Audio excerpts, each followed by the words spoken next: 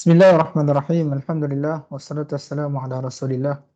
Allahumma rabbi shrah li sadri wa yassir li amri wahlul 'uqdatam min lisani yafqahu qawli, amma ba'd. Alhamdulillah, syukur pada Allah Subhanahu wa taala dapat kita bertemu pada hari ini. Yang mana pada hari ini kita akan meneruskan bab kita yang berikutnya, iaitu pembinaan jati diri dan kewarganegaraan, ya. So dalam bab ini kita akan membincangkan tentang beberapa perkara. Antaranya, setelah para pelajar sekalian mengikuti kelas saya pada hari ini, pelajar-pelajar sekalian akan dapat mempelajari tentang semangat patriotism dan perpaduan, serta kenapa penting untuk kita memahami semangat patriotism dan perpaduan ini. Dan yang kedua, para pelajar sekalian akan dapat menghuraikan rukun negara. So, apa kepentingan rukun negara tersebut kepada kita? Dan juga yang terakhir sekali dapat menguraikan falsafah pendidikan dan kepentingannya. Walau bagaimanapun para pelajar sekalian, saya akan sentuh sedikitlah tentang perlembagaan mungkin, walaupun dia tidaklah ada satu penekanan khusus untuk dijadikan sebagai silibus, sebabkan silibus yang terkini sudah wujud yang mementingkan kepada perbincangan tentang patriotism, rukun negara dan falsafah pendidikan.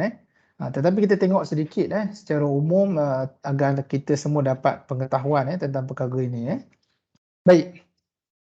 So kalau kita ikutkan bab solat itu, kita bahas dalam bab 4 sebenarnya, kita dah pecahkan.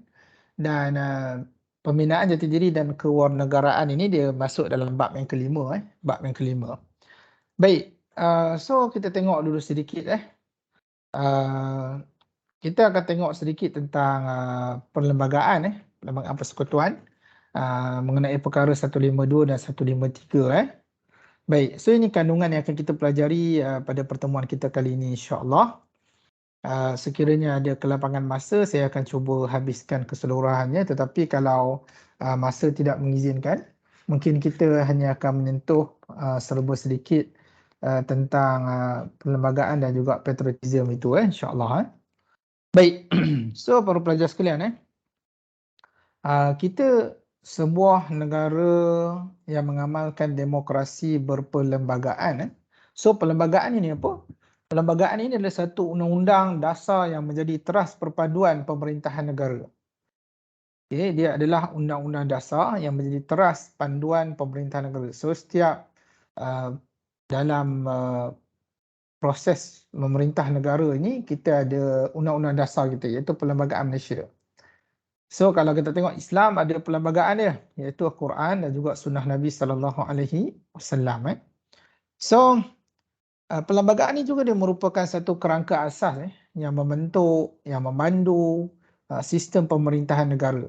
So siapa saja yang naik sebagai pemerintah, mereka mestilah mereka merujuk kepada Perlembagaan Malaysia. So sama ada bangsa Cina ke yang naik sebagai pemerintah, bangsa India ke, bangsa Melayu ke, semua tertakluk kepada Perlembagaan Negara Malaysia itu sendiri. Dan dia merupakan satu undang-undang yang tertinggi dan menjadi asas kepada semua undang-undang yang lain. So kalau ada undang-undang kecil yang lain, semua merujuk kepada Perlembagaan Negara Malaysia itu sendiri. Baik, so pelan induk negara, aspirasi kerajaan, apa saja yang ingin dibangunkan, mestilah merujuk kepada Perlembagaan Negara Malaysia itu sendiri. Dan juga dia adalah sebagai check and balance ataupun dia sebagai pengawal lah. Okay? Dia mengawal pemerintah dan juga mengawal yang diperintah, iaitu rakyat negara ataupun kita lah sebagai rakyat ini dalam mempertahankan kewujudan negara Malaysia dan juga kesinambungan negara Malaysia itu sendiri. So kita tidak boleh tiba-tiba kita nak convert, jadikan negara kita sebagai negara komunis sebagai contoh. Kan, negara republik sebagai contoh. Tidak boleh lah sebab kita adalah negara demokrasi berperlembagaan. Sebab tu kita ada pilihan raya yang mana pilihan raya ni bertujuan untuk memilih pemimpin, dan pemimpin yang dipilih tersebut wajiblah mengikuti perlembagaan yang telah wujud dalam negara Malaysia ini. Baik, so kita tengok sedikit apa maksud perlembagaan. Perlembagaan ni adalah satu kumpulan peraturan ataupun undang-undang yang mana dia bertulis ataupun tidak. So kita ada kontrak sosial yang mana tentang hak bumi putera dan sebagainya itu.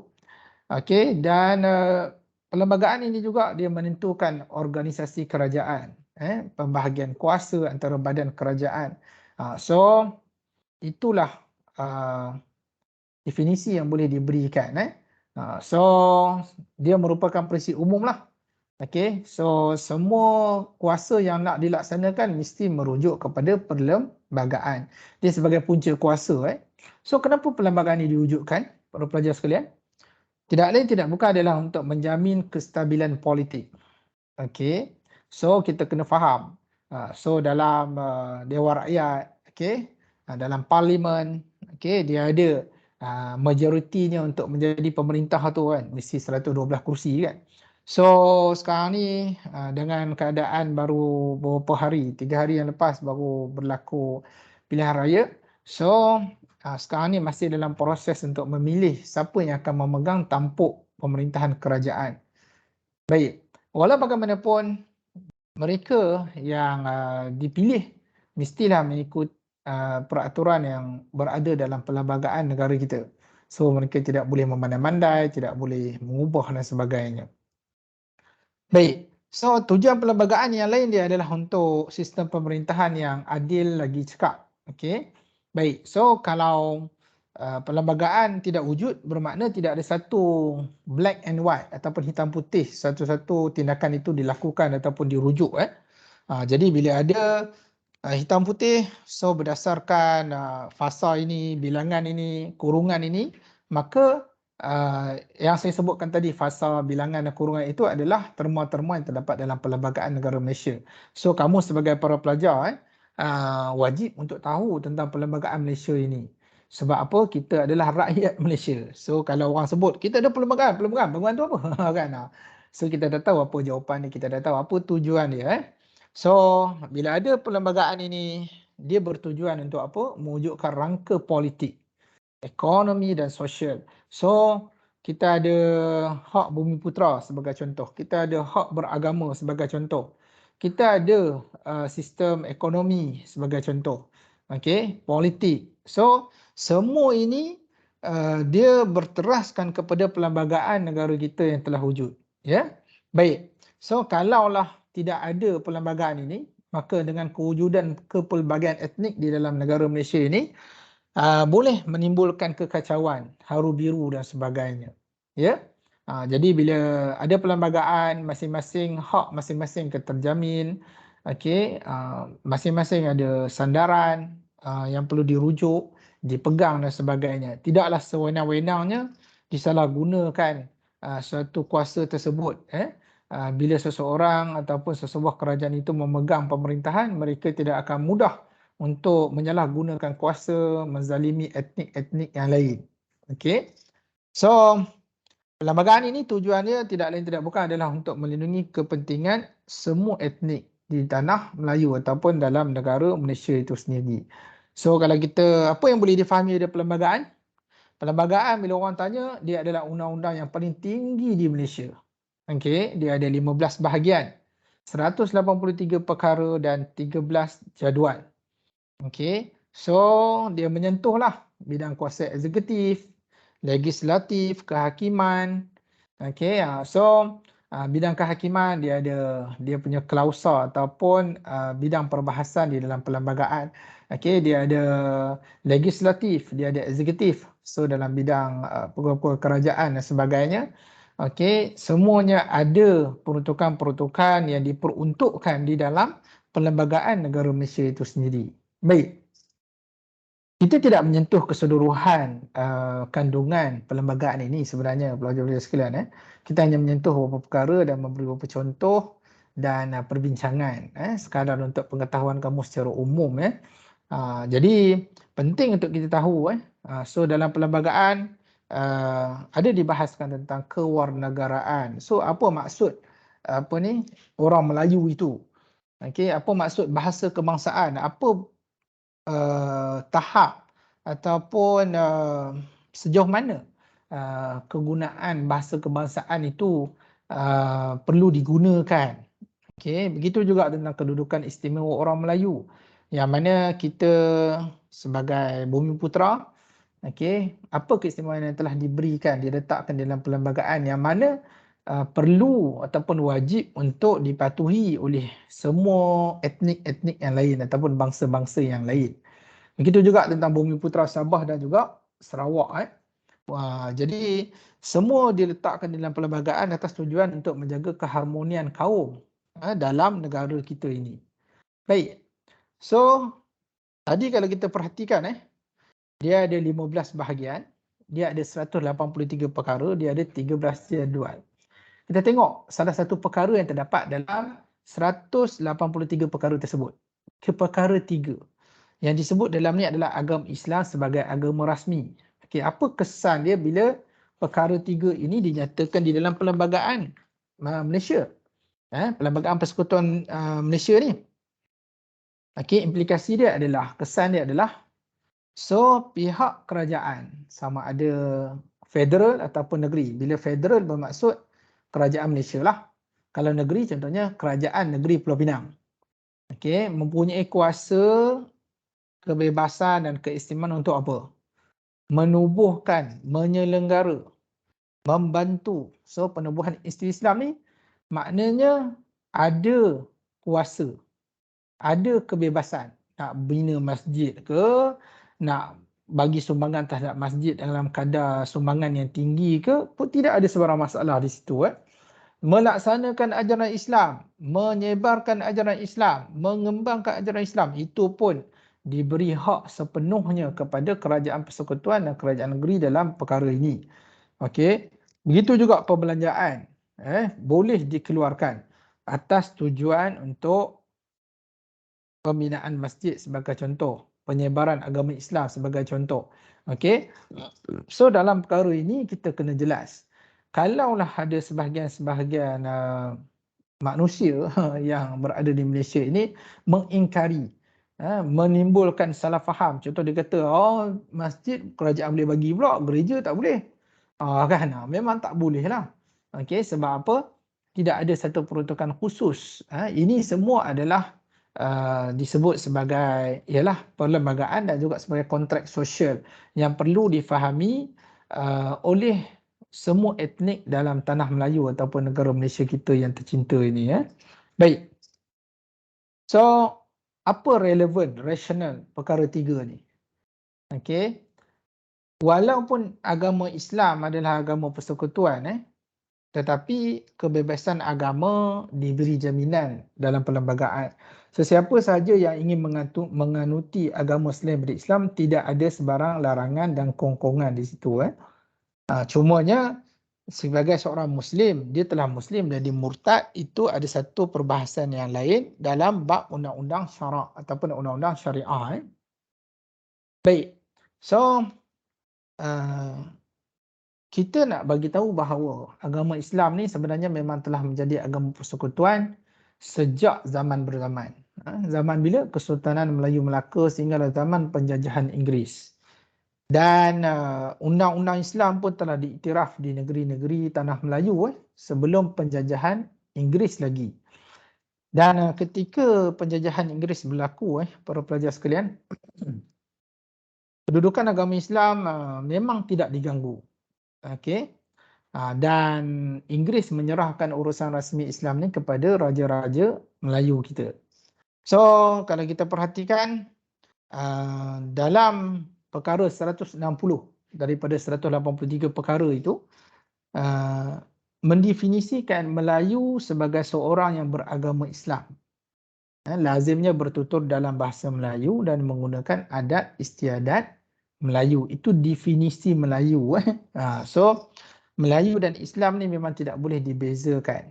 Tidak boleh dipisahkan. Once dia sebut dia sebagai seorang Melayu, so automatically dia dikenali sebagai seorang Muslim di dalam Malaysia inilah. Okey. So fasal imbangan perkara 3 maksudnya apa? bila perkara tiga ini dinyatakan bukanlah menafikan agama-agama lain. Dia ada sesi ataupun perkara imbangan disebut, fasal imbangan. Iaitu menyatakan apa?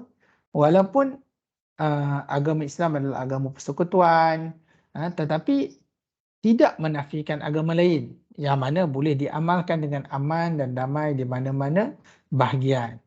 Okey, jadi wujud di situ kebebasan beragama. Siapa sahaja yang nak menganut agama-agama lain daripada agama Islam, maka dia boleh untuk menganut dan mengamalkan agama tersebutlah. Okey. Dan dalam masa yang sama, menganut, mengamal is okay. Cumanya undang-undang pencegahan menyebut bahawa undang-undang negeri dan wilayah boleh menyekat atau mengawal pengembangan ajaran agama-agama lain kepada penganut Islam. So kalau kamu nampaklah, contoh kalau kamu pergi ke airport ke, stesen LRT ke, MRT ke, stesen bas ke, ada hamba Allah dia menyebarkan risalah-risalah agama mereka sebagai dakwah untuk mengajak orang lain masuk kepada agama mereka, itu adalah haram. Itu adalah tidak boleh sama sekali dan melanggar perlembagaan Malaysia sebenarnya. Jadi dalam perkara ni perkara 11 kurungan 1. Okey, dan perkara 11 kurungan 4. Kita ada, kalau orang tanya siapa you nak halang kami untuk menyebarkan agama kami? Kita boleh sebut kepada dia orang bahawa dalam perkara 11 kurungan 4 menyatakan undang-undang negeri dan wilayah boleh menyekat atau mengawal pengembangan agama-agama lain kepada penganut Islam. Jadi dalam perkara 11 kurungan 3 menyatakan tiap-tiap kumpulan agama berhak menguruskan hal ehwal agamanya sendiri.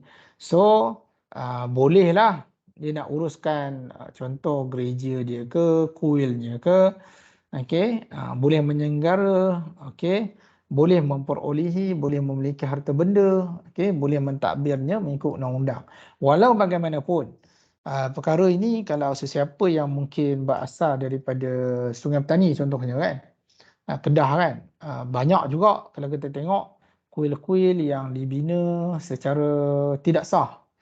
Yang mana mereka ini bila mereka berjumpa dengan tanah-tanah tertentu yang mana mereka anggap tanah itu mempunyai keramat, maka mereka akan terus membina kuil tanpa melalui proses ataupun prosedur yang rasmi daripada kerajaan. Ini adalah satu tindakan yang salah dan kita berhak untuk membuat laporan kepada pihak berwajib untuk mengambil tindakan. Baik. So perkara 152. Okey, daripada 183 perkara, tadi kita tengok perkara 3, lepas tu kita tengok perkara 152. Perkara 152 ni membahaskan tentang bahasa kebangsaan, yang mana ia adalah bahasa Melayu yang mengikut implikasi yang diperlukan mestilah digunakan untuk maksud-maksud rasmi. So kalau kita perhatikan, sebenarnya bila kita cinta kepada bahasa ni, bahasa menunjukkan jiwa bangsa sebenarnya. Kalaulah kita boleh memanfaatkan, menonjolkan bahasa kita dalam pertuturan seharian kita, pertuturan rasmi kita, dalam majlis rasmi sebagai contoh, okey, itu sebagai kebanggaan jiwa kita sebagai bangsa Malaysia sebenarnya. Okey, sebenarnya perkara ni perlu ditonjolkan oleh public figure dululah. Okey, orang kenamaan ataupun orang besarlah, sebagai contoh menteri, bila mereka ditemu ramah, ditemu buat oleh para wartawan, semestinya mereka menggunakan bahasa rasmi iaitu bahasa Melayu sebenarnya, sebagai contoh tauladan kepada rakyat keseluruhannya. Baik. So, apa implikasi ataupun kesan? Tiada sesiapa pun dilarang atau ditahan daripada menggunakan selain maksud rasmi atau mengajar atau belajar apa-apa bahasa lain. So, bukanlah menafikan bahasa lain tidak boleh digunakan. Boleh digunakan. Okey. Dan kerajaan berhak mengekalkan penggunaan dan pembelajaran bahasa lain dalam persekutuan.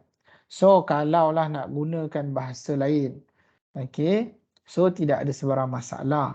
Okey, kerajaan boleh membenarkan perkara tersebutlah. Walau bagaimanapun, bahasa Melayu merupakan bahasa rasmi dalam negara kita. Baik, apa rasional ataupun relevannya perkara 152 ini? Okey, perlunya bahasa kebangsaan. Kenapa perlu ada bahasa kebangsaan? Sebab nak menyatukan rakyat pelbagai kaum. Kalau tidak ada satu bahasa yang khusus dalam sesebuah bangsa, bermakna bangsa itu tidak akan dikenali. Okey, kalau kita tengok di Indonesia yang mana kita boleh mengambil pengajaran daripada Indonesia ini, yang mana bangsa Cina ataupun bahasa Indianya, mereka menggunakan bahasa Indonesia itu sebagai bahasa rasmi dan percakapan seharian mereka. Bahkan kalau daripada maklumat yang saya perolehi kebanyakan pelancong-pelancong daripada Indonesia berbangsa Cina ni, mereka berkomunikasi di dalam bahasa Indonesia walaupun di mana mereka berada. Sebab di Pulau Pinang ada sebuah hospital swasta yang dikenali sebagai Lam Wahyi. Di situ banyak pelancong-pelancong pesakit daripada negara seberang yang mana datang ke Tanah Melayu ataupun ke Malaysia ini dan mereka menggunakan bahasa rasmi mereka dalam percakapan mereka seharian. Baik. Dan kalau kita perhatikan bahasa Melayu ini merupakan bahasa lingua franca yang mana dia sudah terkenal dan diguna pakai di Nusantara ketika fasa perdagangan satu ketika dulu dan berabad lamanya dan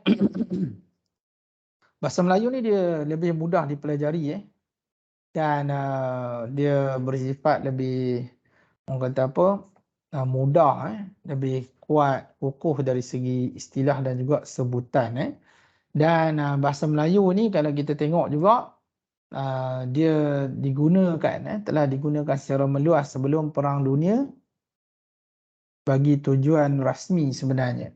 Ini antara rasional perkara 152 Dan perkara 153 dia menyentuh tentang hak keistimewaan kedudukan orang Melayu dan Bumiputera Sabah dan Sarawak.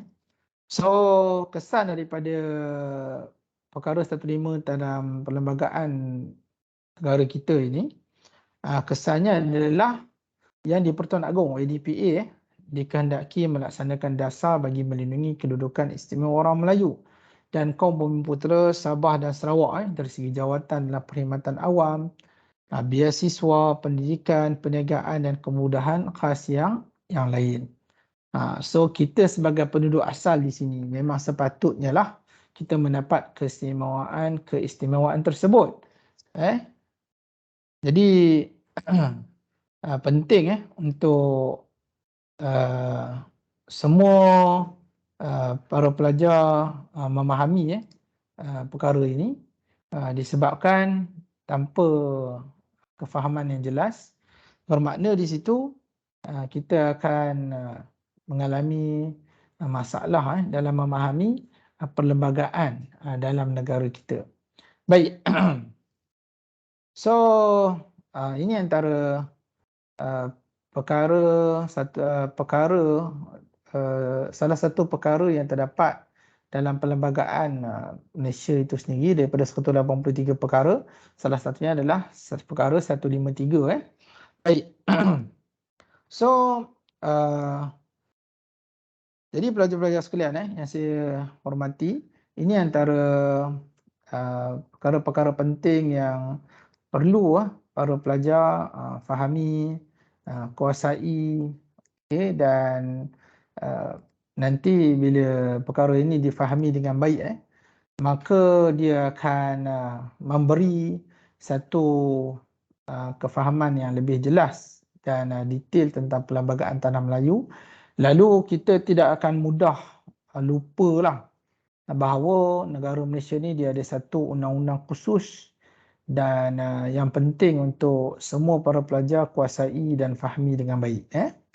Baik, sekadar itu dulu untuk perbincangan kita pada petang pada hari ini berkenaan dengan perlembagaan dan beberapa perkara-perkara yang disebut dalam perlembagaan yang mana boleh para pelajar sekalian mengambil manfaat daripada dia insya-Allah.